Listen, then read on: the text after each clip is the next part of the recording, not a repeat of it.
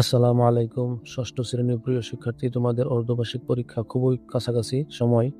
তাই তোমাদের জন্য বেছে বেছে বাংলাদেশ ও বিশ্ব পরিচয়ের জন্য কিছু গুরুত্বপূর্ণ পাঠ, অধ্যায় 1, 2, 3, 4 এই 4টি অধ্যায় থেকে মোটামুটি 50টির উপরে গুরুত্বপূর্ণ এমসিকিউ দিয়েছি এবং ছোট প্রশ্ন দিয়েছি 20টি, সৃজনশীল দিয়েছি 2 থেকে 3টি।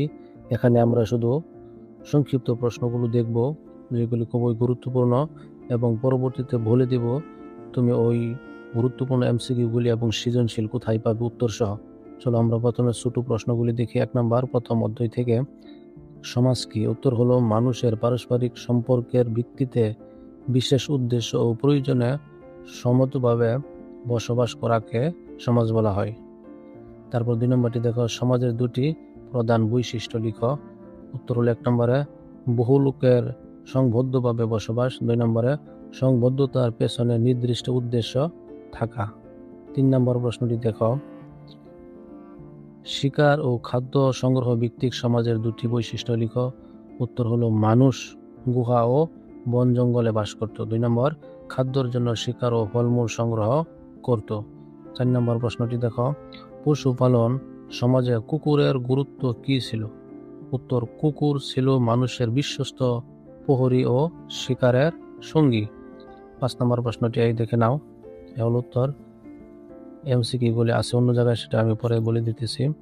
এবার 2 নম্বর অধ্যায় থেকে দেখো 5টি সংক্ষিপ্ত প্রশ্ন আছে। 1 নম্বরে যেমন, পাল রাজবংশের প্রতিষ্ঠাতা কে ছিলেন? উত্তর, পাল রাজবংশের প্রতিষ্ঠাতা ছিলেন গোপাল। তিনি অরাজকতা দূর করে ঘৌরের সিংহাসনে আরোহণ করেন। তারপর 2 নম্বর প্রশ্নটি দেখো, চর্যাপদ কি? উত্তর হলো, চর্যাপদ বাংলা ভাষার প্রাচীনতম সাহিত্য নিদর্শন ও কাব্য গ্রন্থ হিসেবে স্বীকৃত। 3 নম্বর প্রশ্নটি দেখো দ্বিতীয় অধ্যায় থেকে, বাংলায় মুসলিম শাসনের সূচনা করেন কে? ইখতিয়ার উদ্দিন মোহাম্মদ বিন বখতিয়ার খলজি কত সালে দেখো? 1204 খ্রিস্টাব্দে বাংলায় মুসলিম শাসনের সূচনা করেন। তারপর দেখো 4 নম্বর প্রশ্নটি, নিচে উত্তর দেওয়া আছে। এবার দেখো 5 নম্বর প্রশ্ন। তারপর আমরা একসাথে 3 এবং 4 এই 2টি অধ্যায়, 3 নম্বর অধ্যায়টি একেবারেই ছোট, তাই 3, 4 একসাথে করে 10টি প্রশ্ন দিয়েছি। খুবই গুরুত্ব দিয়ে দেখবে। দেখো তোমাদের প্রশ্নটি কিন্তু থাকবে 8টি বা 7টি, উত্তর দিতে হবে 5টি। তাহলে এগুলি একটু খেয়াল করে দেখো। সংস্কৃতি কি? উত্তর হলো মানুষের জীবনধারা, চিন্তা ভাবনা, বিশ্বাস, মূল্যবোধ, জ্ঞান, আচার আচরণ এবং কর্মের সমষ্টিকে সংস্কৃতি বলা হয়। এভাবে সম্পূর্ণ লিখবে, দেখে নাও।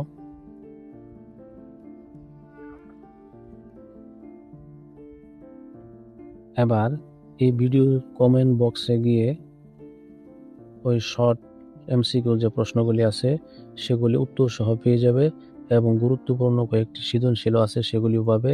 আমি এখানে এক নজরে একটু তোমাদেরকে দেখিয়ে দিচ্ছি। এই দেখো, প্রথম অধ্যায় থেকে 25টি, এক নজরে দেখে নাও।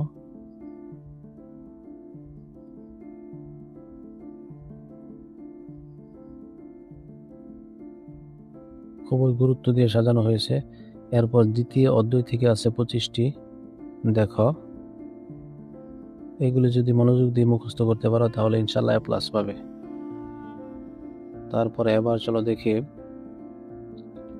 তৃতীয় ও চতুর্থ অধ্যায় থেকে, এই 2টি অধ্যায় থেকে মাত্র 25টি, তাহলে 25 আর হইল 25, 4টিতে 75টি এমসিকিউ দিয়েছি।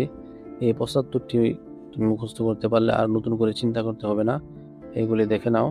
এবার চলো আমরা কয়েকটি সৃজনশীল দেখি, গুরুত্বপূর্ণ।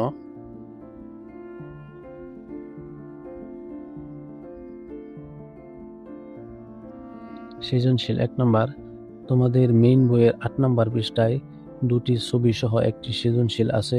এটি খুবই মনোযোগ দিয়ে পড়বে, অবশ্যই পরীক্ষায় আসবে কিন্তু।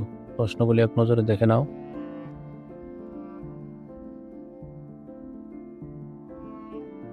বাকিটি তুমি ওই কমেন্ট বক্সে গিয়ে ওই লিঙ্কে ক্লিক করলে খুঁজে পাবে। তো এরকম ভাবে তোমাদের পরীক্ষার সবগুলি বইয়ের ভিডিও পেতে চ্যানেলটি সাবস্ক্রাইব করে রাখো। ভালো থাকো, ধন্যবাদ।